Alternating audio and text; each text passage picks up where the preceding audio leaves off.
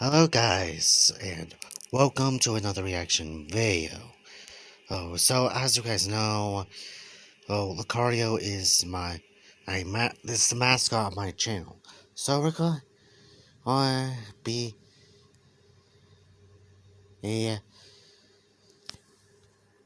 look at how great Lucario was actually, and it looks like it's only going to be in Capet. So this is a video by Full Swipe Gaming. The original video will be in the description box below, so without taking longer, let's get into this video. Okay. Today's remake is Lucario, a Generation 4 classic. It was released before Diamond and Pearl to generate hype, and boy did it succeed, as it instantly became one of the most popular Pokemon, which it remains today. From Yeah, it's one of the more popular its Pokemon. excellent movie Lucario and the Mystery of Mew, to its prestigious spot on Sinnoh Champion Cynthia's team, to even becoming a Smash character, Lucario has been in the spotlight constantly. No wonder they gave it a Mega Evolution in Gen 6. Today we're going to see if Lucario managed to stay competitive under that same spotlight, or if it couldn't handle the seed's harshness and got stage fright. And so, we ask, how great was Lucario actually? And in this video, we'll be going over these competitive formats. Okay, Spot got 6v6 singles, Gens 4 to 9, in VGC 4v4 doubles, Gens 6 to 7. Lucario started Diamond and Pearl off primarily wielding choice spec sets, firing off powerful Aura Spheres from its superior base 115 special attack stat. There was a lot to like about specs Lucario. Okay, so 110 attack, that's nothing to sneeze at. Of course, from those things, defenses, not that good, but their defenses are like nothing to sneeze at. Aura Sphere was strong stab, it had superb stab priority in Vacuum Wave, and it could smack fighting resist quite nicely with Shadow Ball and Hidden Power Ice. Lucario quickly established itself as one of the premier offensive threats of this new generation, but its days with specs were numbered, as the player base discovered the power of physical sets. Despite Lucario's slightly lower attack stat of base 110, it hit much harder on average, thanks to close combat's vastly superior base power relative to Aura Sphere.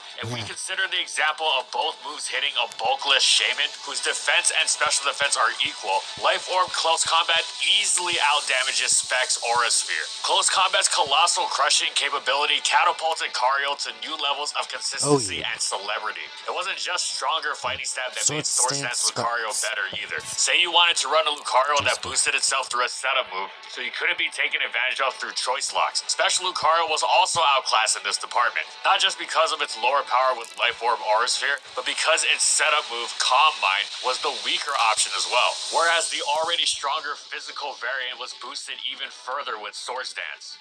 Oh, and it doesn't end there. While Lucario's speed stat was quite good for such a threat, it was its access to priority that made it as terrific as it was, since outspeeding it wasn't necessarily an option to deal with it. And physical Lucario also boasted better priority for ending games. Extreme speed. Sure, it didn't hit anything super effective, but its 80 base power was 20 base power stronger than Stab Vacuum Wave. And it had the crucial distinction of not being resisted by Psychic or Flying. If you had a faster fight... Yeah, that's two things that are defensively good for, like, Lucario. And, of course, I'm not very good in terms of actual competitive. Of course, I never participated in a single competitive game. And, yeah. You resist against a Vacuum Wave Lucario, you'd be fine, but this was very much not the case against E-Speed. Sword Dance Lucario quickly became one of Gen 4 OE's most defining Pokemon, and would remain as such throughout Platinum and Heart Gold and Soul Silver, excelling and fitting on so many different styles of teams, like Hyper Offense, more standard or bulky offense, balanced, even bulkier semi-stall teams. It was especially lethal against Spikes, which it was one of the tier's best abusers of, as they pushed its close combats over the edge against bulkier Pokemon, and Extreme Speed's the same against faster ones. SD Lucario wasn't just great because its +2 close combat smashed through common physical walls like Skarmory, Swampert, and Hippowdon, or because its extreme speeds picked off far faster Pokemon with ease. It also excelled at finding setup opportunities despite its frailty, because its typing was absolutely loaded with useful resist, so even hard-hitting teams would often give it a turn through a choice move. Lucario's resilience in the face of passive damage ensured it was a major threat to defense too, with an incredibly hard quadruple resistance to Stealth Rock alongside immunities to Sandstorm and Toxic. Furthermore, Lucario could adapt itself to the trends of the metagame at hand and make itself far more difficult to deal with, both in nature and its last move. Adamant was preferred for maximizing its power, especially since Lucario's natural speed stats seemed tailor-made to get the job done. I did get to read the popular moves, but Sword Step, Close Combat, Extreme Speed, Bullet Punch, Crunch, Ice Punch, Thunder, Copycat. So, Notable example being how it outsped Timid Heatran by 1 point. But Jolly sets could be absolutely ruinous for negating offensive Suicune and Rotom appliances as checks, and for beating other Lucario, of course. Its standard at first was Crunch, letting it deal with Cresselia, Celebi, and Dusknoir that were popular in Diamond and Pearl, and this continued throughout Platinum, especially as it needed to smack the Rotom appliances. However, Lucario was also commonly paired with Tyranitar's Pursuit support, which would also target such Pokemon, so it could afford to try other moves to hit other checks. For instance, during Platinum, it could slot in Stone Edge to deal with popular checks in both Zapdos and Restock Gyarados. During Heart Gold and Soul Silver, it started using a second priority move, Bullet Punch. This let it blast past the Scarf Tyranitar that had exploded in popularity and had become a popular Lucario check, as well as ripping through Gengar. Later on, it would also be useful for Life Orb Aerodactyl that would become popular, and even outside of SD sweeping, it had its use, primarily for picking off weakened, boosted Dragon Dance Tyranitar.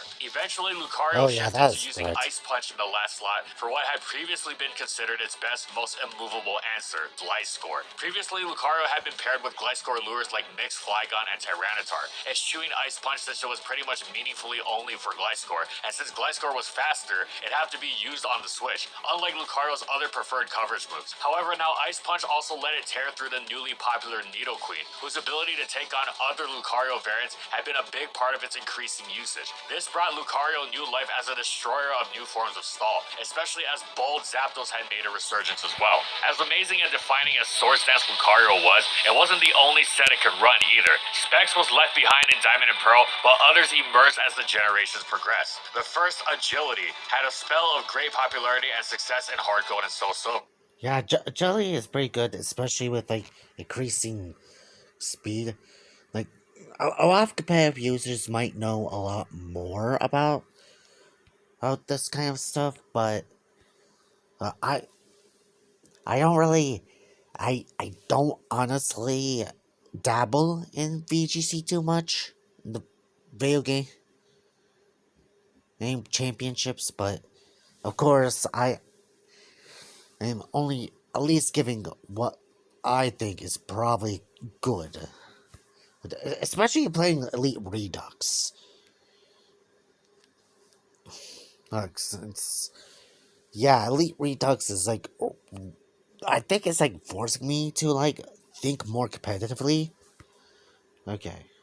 With Agility, there was no need for Extreme Speed's priority, so Lucario could slot in Ice Punch alongside Crunch and turn the tables on many checks at once. Gliscor, Gengar, Choice Scarf Heatran, and the legal at the time Salamence, even post-Salamence ban, the set remained strong for its ability to lock in endgames, unable to be checked by Pokemon like Jirachi. That wasn't all either. Scarf Lucario was quite a force in endgame scenarios, with excellent natural power for a Scarfer, as well as the ability to revenge kill a huge portion of the tier's threats, including opposing SD Lucario, and a terrific stat for cleaning up weakened teammates. It also began to have an incredibly inventive edge to its game in Copycat. One compared this with Explosion users, so that after a teammate had exploded, Lucario could switch in and use Explosion itself, much to the surprise of the opponent. Copycat also had the benefit of completely ruining opponents who had phased Lucario in with Roar or Whirlwind. Lucario developed a reputation for Copycat reverse sweeping stall teams with this strategy. Sadly, it died out, as it was discovered the move was was programmed incorrectly on the simulator used, and it would only get one phase off before it would fail. But still, for a time, stall teams were utterly terrified of Scarf Lucario of all things. They pretty much needed to slot and protect and hope they got lucky to stand a chance. Of course, Scarf Lucario was a strong set before Copycat was discovered as an option,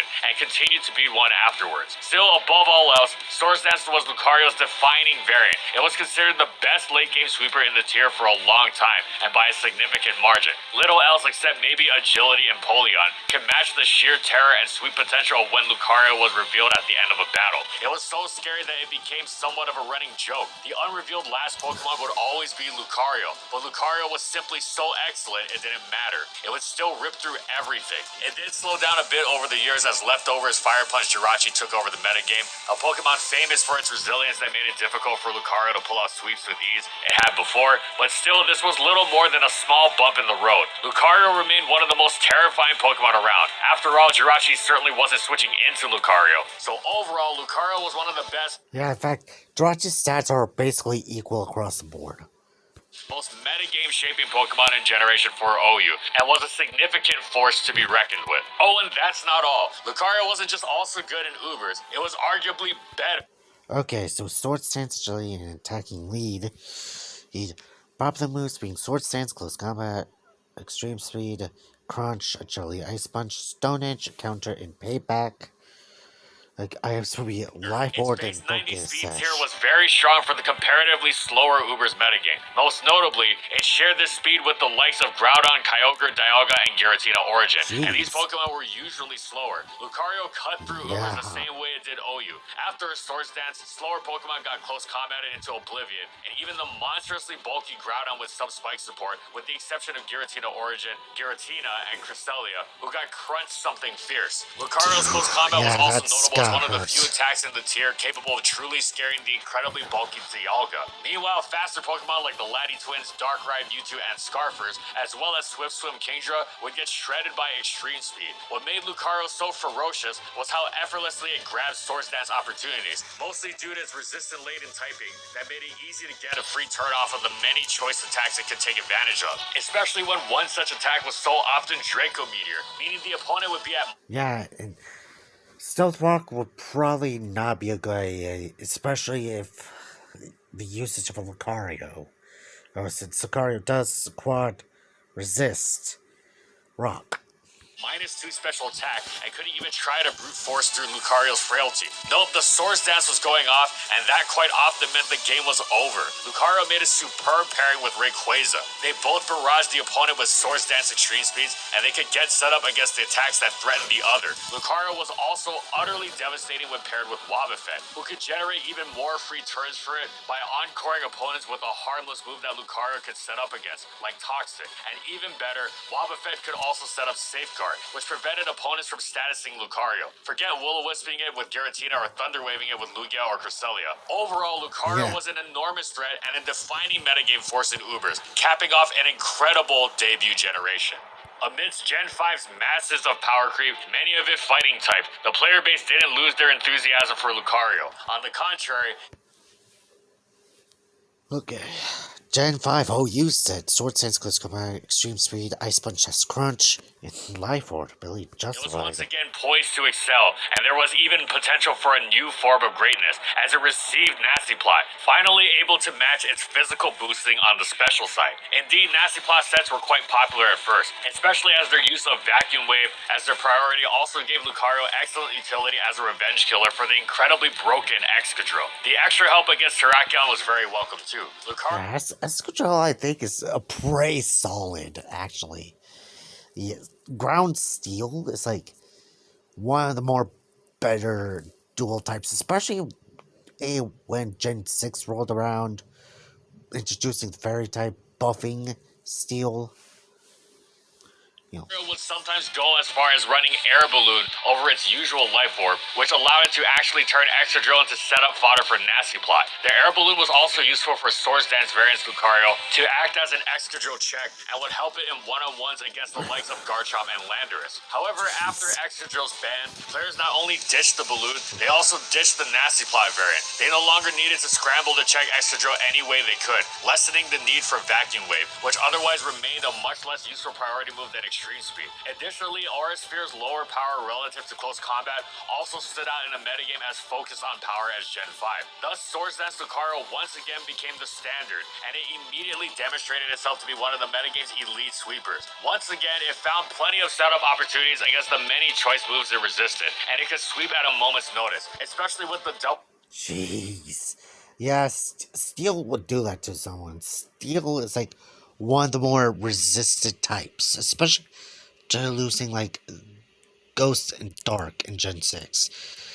Although, effectively, in Gen 6, it still did gain a resistance to Fairy, so even then, that was like a net loss of like one resistance for Steel. Priority set cleaving through Terrakion, Gengar, and Scarf Tyranitar with ease. Lucario became a fixture on all types of hard-hitting teams, from setup spamming hyper-offense teams to more balanced spike setups, especially appreciating Tyranitar's pursuit support against walls like Jellicent and Slowbro. It was a defining offensive force throughout Black and White 1, and when Team Preview was discovered at the beginning of the generation, the player base feared it would be nearly impossible to pull off sweeps with Lucario like it had in Generation 4, because now the opponent would know it was coming, but it was a testament to its excellence that it pulled off sweep after sweep even now. Black and White 2 came around, however, and brought with it even more power creep. Fighting centric again, with the newly added Keldeo, the utterly terrifying Technician Breloom, and even a buffed Conkeldurr at that. Additionally, an incredible, highly splashable Lucario check,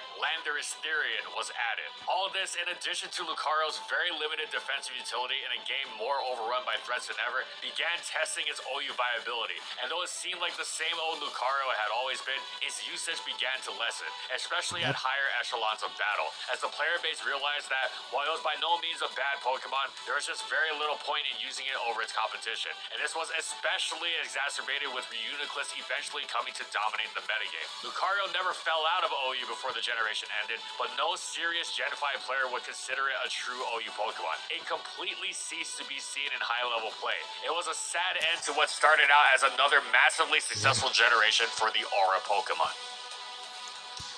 Okay, so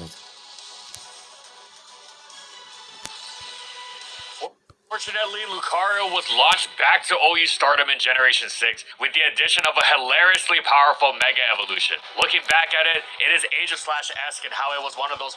oh jeez. He's 70 HP, 145 and attack, 140 special attack.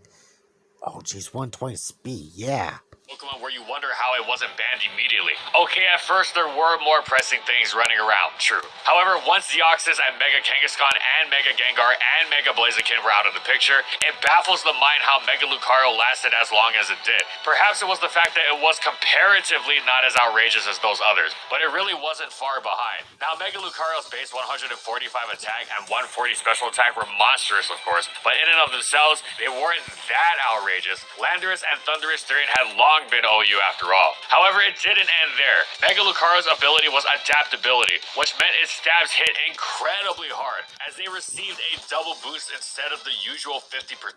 Yeah, that is. Yeah, they're taking a lot of damage. Okay, that's more alarming, but still not necessarily too much. Oh, it had stunning base 112 speed, 112 so perfectly placed as to outrun Thundurus Incarnate, itself already one of the fastest Pokemon around, and so threatening because it outran speedsters Latios and Keldeo? Yeah, never mind, Mega Lucario was utterly monstrous. It even received a significant boost to its base defense, going up to a very respectable base 88. Now it would never be KO'd by Gliscor's Earthquake, even after Stealth Rock. So much for one of its best answers. Then again, so much for answers was pretty much Mega Lucario in a nutshell. It brute forced its way through pretty much everything en route to establishing itself as one of the premier Megas in OU. Almost nothing could withstand its speed and power, and Arceus helped you if it switched into a knockoff before it Mega Evolved, activating its base form's justified ability and giving it a free +1 attack boost. It was also uniquely endowed as a fighting type, comparatively unafraid of the new fairy types, as its steel stab would completely obliterate them. As if that wasn't enough, with the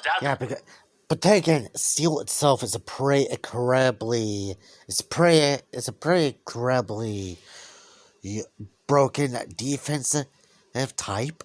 especially when it comes to like maybe competitive. Helping push Vacuum Wave to greater levels of power, as well as Mega Lucario being so fast it sometimes didn't even need priority, it can now viably attack from both the physical and special sides, and not knowing which one it would be made dealing with it even more ridiculous. The player base Yep. began calling for its ban quite quickly, and eventually, Mega Lucario received the ban hammer. Better late than never, Mega Lucario's impressive profile was no longer Sword as Stance, Close overwhelming in the Combat, Uber Bullet tier, but Punch, impressive it and remained. Iron Tail. Throughout X and Y, it was a fixture on Deoxys speed hyper offense teams, as it was incredibly adept at locking endgames down. Healthy teams had enough trouble withstanding its assault, let alone weakened ones. Its typing and solid defense meant it wasn't at all afraid of Mega Kangaskhan's revenge killing either, and it was an absolute force against Stall. Mega Lucario also had one very important piece of defensive utility. Its stab adaptability boosted Bullet Punch was a great revenge killing tool against weakened Geomancy Xerneas. The Pokemon that had a stranglehold over the tier, it did incredible damage for a priority move, usually dealing roughly 45% at minimum, and usually going higher. It wasn't uncommon for it to break 50%. For such an excellent sweeper to also provide such an important defensive contribution made Mega Lucario incredibly easy to slap on a team. Then Oraz came around, and the arrival of Mega Salamence was quite a blow to Mega Lucario. Not only did Mega Salamence check Mega Lucario, but it was also far and away the best Mega in the tier, meaning Lucario now had far more stringent competition for a team's coveted Mega slot. However, far be it from Mega Lucario to become unviable. It was more specific now, but it was also still an incredible threat. Mega Mince wasn't exactly a perfect answer to it either, as not only was it Stealth Rock weak, but Mega Lucario's adaptability Iron Tails hit it quite hard. Furthermore, Mega Lucario's powerful Bullet Punch, revenge killing Xerneas would always be valuable. Mega Salamence could never diminish that, much less replicate it. Base Lucario wasn't going to be keeping up with the Joneses of OU any Overused UU. Popular moves being Sword Stance, Close Combat, Extreme Speed, Bullet Punch, Ice Punch, Earthquake, Crunch, Nasty Plot, Focus Blast, Aura Sphere, Flash Canyon, Vacuum Wave, and Dark Pulse. Jeez.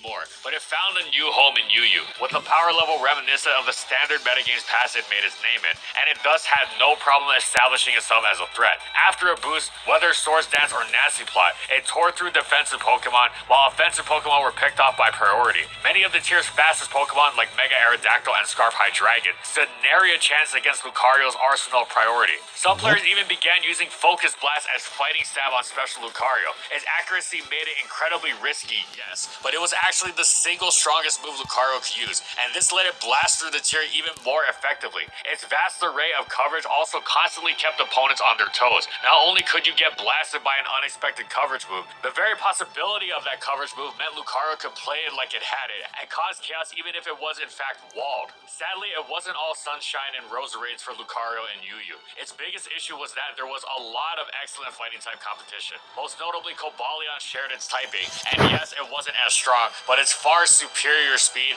and physical bulk meant it got many more opportunities to hit the field, and thus provided a great deal of utility for its team, especially thanks to its access to Stealth Rock, Volt Switch, and Taunt. And this greater speed and bulk also meant its Swords Dance variant was, on average, a more threatening boosting threat as well. Cobalion wasn't all either, as Lucario also had to compete with the excellent Heracross. Funnily enough, Lucario had made Heracross nearly obsolete with the discovery. Yeah, and Heracross is a very solid bug type, having a large physical attack stat. Of its Swords Dance set in Diamond and Pearl, but now Heracross was more well suited to the tier thanks to its Guts ability and good special bulk, meaning it didn't fear the tier's mini Scald, as well as its stab Mega Horn, letting it tear effortlessly through Pokemon Lucario could struggle with, like Reuniclus and Slowbro. And when Slowbro moved to OU, Slow King, Heracross provided actual defensive utility too, just like Cobalion and unlike Lucario. Finally, Lucario was overshadowed for a long time when the monstrously broken Conkeldurr was reigning over UU. It improved once Conkeldurr was banned, though it was still a rather specific choice overall, much like its Mega Form and Ubers. But this wasn't a bad thing, and indeed Lucario flying under the radar actually helped it become more threatening on the occasions it was used. Lucario is plenty strong as is, but it's at its scariest when you don't see it coming. So overall, Lucario was a solid UU Pokemon, capping off an excellent Generation 6. One place where Lucario did manage to find some success in both forms was in VGC. VGC. Mega Lucario meant Lucario finally had a place in VGC, specifically as a strong counter to one of the best Pokemon in the format, Mega Kangaskhan. It struggled with another strong Pokemon, Aegislash, but as time Yeah, with Kangaskhan, it literally attacks went on, twice. Lucario and its Mega Brother installed tons of success across the world, including, hold on here, 2nd at Asia Cup, 5th at Virginia Regionals, 9th and 14th in Long Beach, 4th in Kansas, 5th and 12th in Brisbane, 2nd in Sydney, 6th in Perth, and 2nd in Melbourne. That's a Jeez. lot of results to prove the Mon could do well, especially in Australia. Keep track of that. Let's go over some more specific builds and placements. Regular Lucario actually found its niche as a follow-me user of all things. Inner focus meant Lucario could draw fake-outs and still manage to counterattack with a close combat or a bullet punch. The most successful example of this set was used by Simon Yip in an extremely memorable team at US Nationals, where he used it alongside another redirector, Amoonguss, to enable his Mega Blastoise. Lucario came in on grass types that Amoonguss couldn't handle, like Mega Venusaur and other Amoonguss, and easily tanked their attacks, allowing Mega Blastoise to pop off with its crazy water spouts. Simon's biggest innovation was bringing Final Gambit as well. Gambit that allowed him to surgically remove common Blastoise counters like Venusaur by sacrificing his Lucario. This incredibly inventive team went all the way to 6th place at Nationals. A different breed of Lucario was William Hall's Specs Lucario, which was designed to kill Mega Kangas on the first turn and got him 11th in Utah. William admits that this was gimmicky, but it was an effort to stop one of the most brutal mons in the game. This was the purpose of many of the Mega Lucarios as well, including Gavin Michaels' Mega Lucario he used to get 8th at US Nationals. In Gavin's own words, every team that doesn't use Kangaskhan needs one insanely hard answer to it. In his case, Mega Lucario's ability to outspeed and do massive damage with adaptability was just the case. It's also worth noting that Gavin actually had another Mega on his team, Venusaur. Lucario was one of the more common Pokemon to run on 2 Mega teams, as even if it couldn't one-hit KO without specs, its naturally good stats and priority meant it could function well anyways, and its plug-and-play nature against Kanga teams made it really easy to choose when to put it in. Other notable Mega Lucario appearances included Wolf's 5th place at Virginia very early in the season. Jeez. Oh, and Wolfie. Hey. Which was actually a nasty plot sweeper, and Blake Hopper's physical set he used to place 5th in Missouri. Lucario's 2 best placements, however, were at Worlds. Remember how Lucario's lone placement in 2013 was in Australia too? Well, 2014 marked the first time Australia made top 8 at Worlds, and the only time until Sam Pendelis in 2017. Dane O'Meara, who had also taken 2nd at the Melbourne Regionals with Mega Lucario, took the same team to 8th place at Worlds. While Dane ran special Mega Lucario in Melbourne, he pivoted to a physical set for Worlds based on the absurd punch of adaptability close combat. Dane was, as with everyone else, looking for a way to deal with Mega Kangaskhan, and to a lesser extent, Mega Charizard Y, though he eventually dropped Rock Slide for substitute. But the best performance from Mega Lucario overall was Jody Azzarelli's 2nd place finish at Worlds. Jody also ran this aside another Mega, Charizard Y, and like everyone else, it served the simple purpose of removing Kangaskhan. Jody himself called it boring, but hey, 2nd at Worlds isn't that boring. All in all, there were 6 Lucarios at Worlds, 3 Mega and 3 regular, which I personally think is pretty damn cool. It's rare to find a Pokemon that actually had use both ways, and what's more, could use that variety well. 2015 marked the end of Mega Lucario's brief tenure as a premier Pokemon in VGC. Remember Chalk? Well, about 4 of those 5 Pokemon, Cresselia, Heatran, Amoonguss, and Landorus, did super well against Lucario, and the common Thundurus also walled it completely. Lucario still saw some good placings, like 3rd in Texas, 11th in Indiana, and 3rd at the UK Regionals, both Mega and not, courtesy of Follow Me. But by the time Worlds rolled around, it had dropped off in popularity almost I instantly. didn't even realize that Lucario would actually have seen so much success. Like, yeah, sure, I'm not very good at compare, but still, yeesh.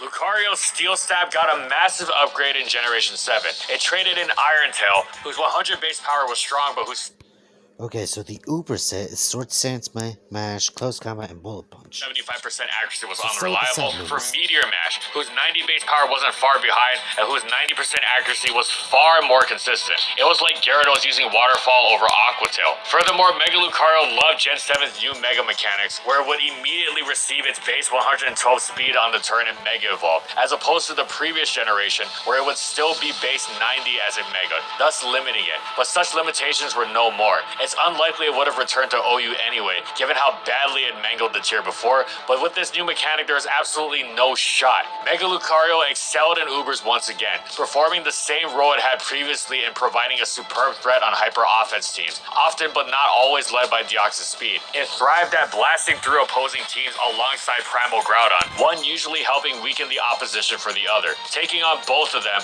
as well as other hard hitters they were paired with like Xerneas, was incredibly difficult, making such fast-paced styles of offense highly consistent. Speaking of Xerneas, Mega Lucario's Bullet Punch remained as useful for it as ever. The new speed Mega mechanic also helped immediately get the jump on not just Pokemon like Yveltal, but also many Arceus forms, which had to invest in bulk and couldn't afford to outrun Mega Lucario, and outrunning them was useful on more than just the initial Mega turn, of course. Sadly, Mega Lucario's place of excellence in Ubers did not last. When Ultra Sun and Moon came around, so too did incredible competition on both fighting and steel front. Now dishing out brutal close combats and powerful priority was Marshadow, and hitting hard with Steel Stab, and generally being one of the best Pokemon around was Necrozma Duskmane. Notably, neither of them took up a Mega slot. Once again though, Mega Lucario remained a specific yet viable, potentially dangerous choice. It had a ton of potential, but had to be used very carefully in very certain instances so as to not squander it. Still, it remained a solid choice in Gen 7 Ubers. Base Lucario returned to UU, and there it was vastly improved upon its previous ranking in the tier. The explosive power of Z-moves was just what it needed, and its Nasty Plot set became its go-to, as a Fighting Z-fueled Focus Blast turned all-out pummeling was one of the most ferocious attacks around, especially after a Nasty Plot boost. Best of all, it removed Focus Blast's heinous accuracy. Lucario's main issue was that the fighting-type competition was, once again, absolutely excellent. Its closest rival was fellow Sinnoh Pokemon Infernape, which was much faster as it generally functioned very similarly thanks to Nasty Plot and Vacuum Wave. However, Lucario... Yeah, in fact, that frame is kind of is a glass game, but it is a speedy attack. Lucario was much stronger than Ape, so neither outclassed the other. Ape was generally easier to fit on a team, but Lucario absolutely had its place. In addition to its power, its Steel Stab crushing fairy moves was invaluable, as was its immunity to Toxic, meaning Blissey couldn't stay in and potentially ruin its sweep as it set up Nasty Plot. Lucario also had to compete with Terrakion, but Terrakion couldn't pick off faster foes like speed-boosted Mega Sharpedo, Scarf Hydreigon, Crocodile with Vacuum Wave. Lucario did. And again, Lucario's ability to act as a fighting type, which completely shattered fairy types, was unique, giving it a legitimate important niche. Lucario wasn't dominating the UU metagame, but its specific traits were not just rare, but valuable, and gave it amazing potential, which enterprising players were able to fully utilize to gain advantages over unsuspecting opponents. So overall, the 7th generation was another great one for Lucario. The 2017 season saw Mega Stones banned, significantly limiting Lucario's viability to the point of near non-existence. It only had a few notable appearances, though they were impressive. Marcus Statter used it to reach 28th at Worlds, Stefano Morena used it to reach 7th at the Torino special event, Alex Underhill used a Follow Me and Final Gambit Lucario to enable his Torkoal and Drampa to spam spread moves en route to win Fort Wayne Regionals. Barry Anderson reached 3rd at the Malmo Regionals, Martin Teo reached 5th at the Malaysia special event, Sai Yao Chan reached 7th at the Taiwan Regionals. Lucario was unleashed in its full mega form once again in 2019's Ultra Series, most commonly spamming its immensely powerful close combats and meteor matches alongside Detect and Follow Me, allowing for interesting, unpredictable dynamics and play patterns that exacerbated the threat level of both itself and its teammates. It made excellent synergistic pairings with other Pokemon whose weaknesses were potentially exploitable, but also hit incredibly hard, most commonly Lunala and Tapu Lele. They and Mega Lucario destroyed each other's answers beautifully. Mega Lucario had plenty of Mega competition, of course, so it was a specific choice, yet it was also a powerful one for the 2019 meta, both in the regular season and the postseason events and counted towards 2020, and its usage was as follows. The players on screen did exceptionally well during the 2019 Ultra Series. Overall, Mega Lucario proved its mettle once again in Gen 7 VGC. Generation 8 arrived and did not bring Megas, including Lucario's, with it. However, Lucario was a great Pokemon before it was a Mega, or had access...